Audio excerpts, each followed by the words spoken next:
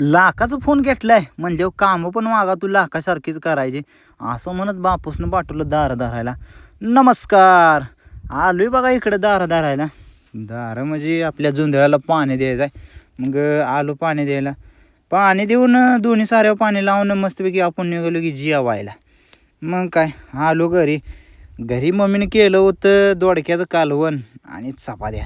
मग काय दोन्हीचा काला मिक्स करून आणि फरसाणा आणि मेवा टाकला आणि मस्तपैकी टी व्हीची मजा घेत का नाही.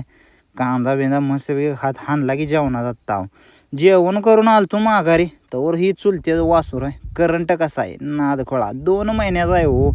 2 महिने वासरू बांधलंच नव्हतं त्याच्यामुळे लय करंट. आलो की इकडं मस्तपैकी झालं होतं भिजायचं. आणि तुम्हाला सांगतो एवढं ही दाट दिसतंय हे सगळं जुंधळं नाही. हे कुत्र्याचं गावात आहे. आमच्या इकडे याला कुत्रं म्हणते ती. हे बिनाकामाचं गावात आहे. ही एवढं अंगाला चिकटतंय का नाही बेकार आणि टोचतंय पण बेकार. भिजवायचं मस्तपैकी झालं. आलो घरी आंघोळ बिंघोळ केली. मस्तपैकी कपडे घालून नटापटा करून निघालं की शाळेकडं. आता तुम्ही म्हणत असाल शाळेकडं कशाला चाललाय. शाळेकडं आलो. बारकी पोरं खेळत होते क्रिकेट. आणि ही जी बॅटिंग करत आहे का नाही ही लय डेंजर बॅट्समन आहे. किती पण स्पीडनं बॉल टाकायचा हो त्याचं बिंगरीचं करतं आहे. एक बॉलर चेंज झाला त्याच्यानं काय झालं नाही म्हणून दुसरा बॉलर बोलवला. दुसऱ्या बॉलरला पण त्याच प्रमाणात चोपलं.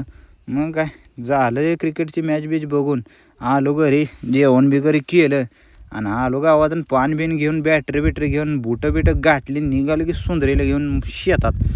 मग शेतात आलो मस्तपैकी मोटर चालू केली. आपलं रान नांगरलं होतं त्या रानाला वलवायचं होतं. थोडं पाणी घेऊन घ्यावं म्हणलं. मी पाणी देतोय तोपर्यंत तुम्ही आपल्या व्हिडिओला लाईक करा आणि जाता जाता कमेंटमध्ये सांगा पान कसं रंगलं आहे. नाद खोळा.